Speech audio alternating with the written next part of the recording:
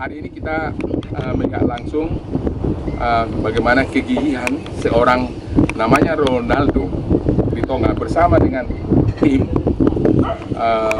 untuk mewujudkan seperti apa sebenarnya pertanian itu dikelola.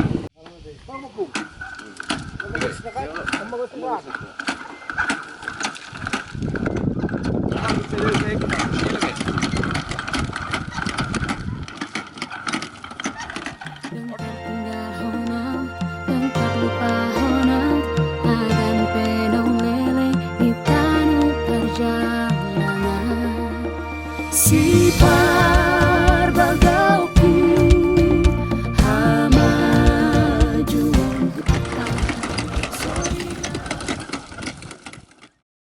menanam andaliman.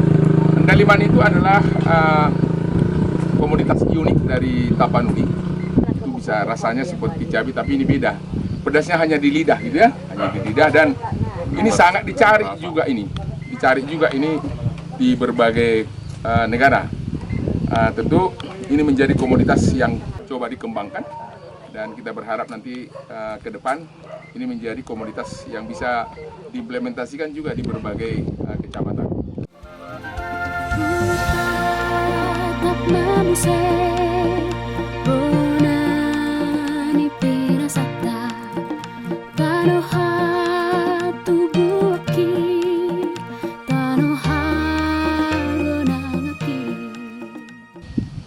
Andaliman, coba budidaya andaliman di Kecamatan Simangumban, Desa Dolok Sanggul.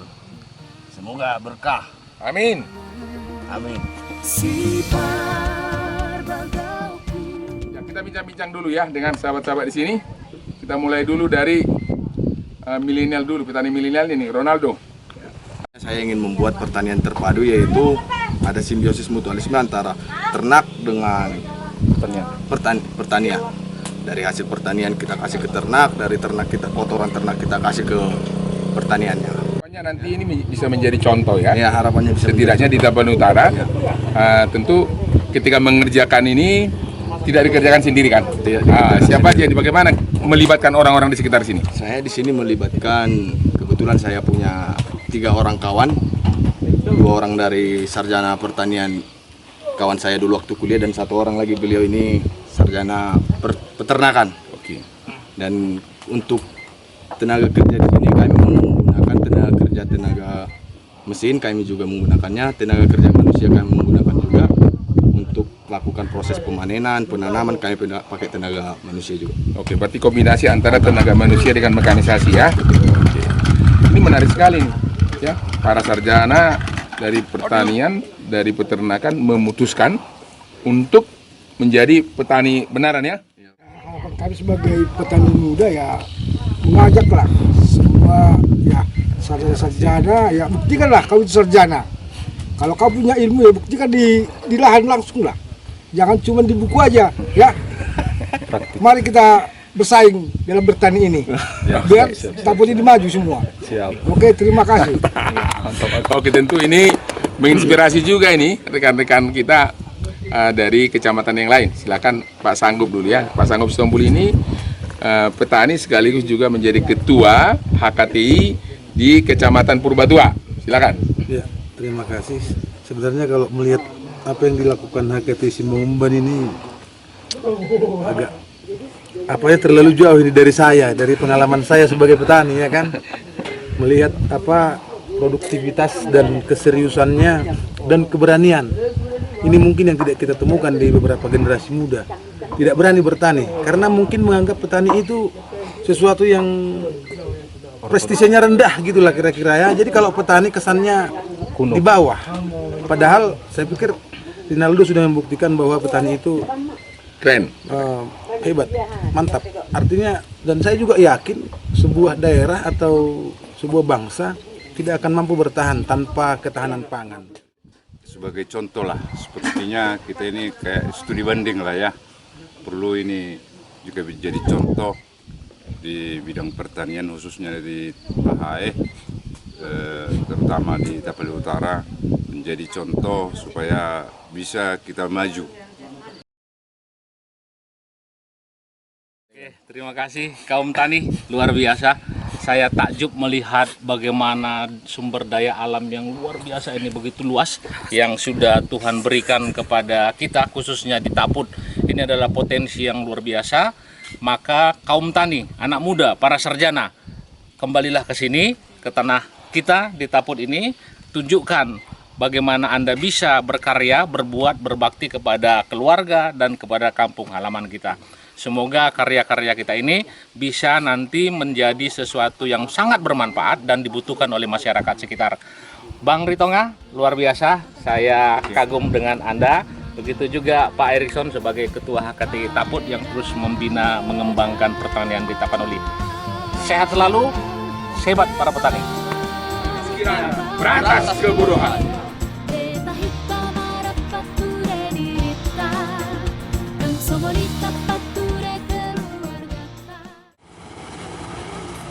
Yang dikerjakan di sini adalah setelah tadi panen, setelah panen mereka tumpuk, kemudian nanti ini dipipil.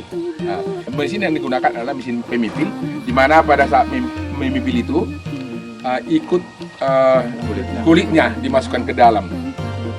Yang dilakukan para petani banyakan adalah melakukan pemipilan secara manual, kupas manual. Jadi itu sangat membutuhkan waktu yang banyak. Itu dengan hadirnya mesin ini akan sangat membantu para petani khususnya yang bertanam jagung. Ini akan membuat mereka semakin bergairah di dalam menjalankan profesinya sebagai petani.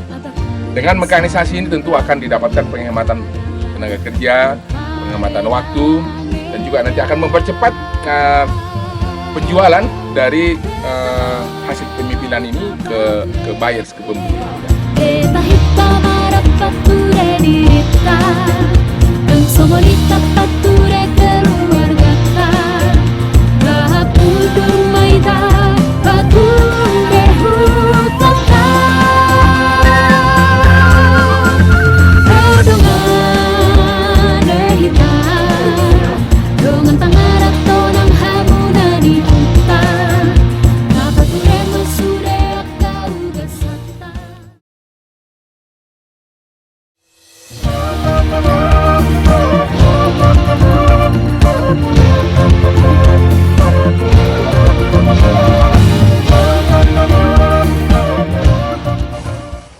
Sahabat HKTI, sore ini saya bersama dengan petani dan juga salah seorang pengurus Himpunan Kuno-Kuno Tani Indonesia, Bapak Jambar Bultome. Ya?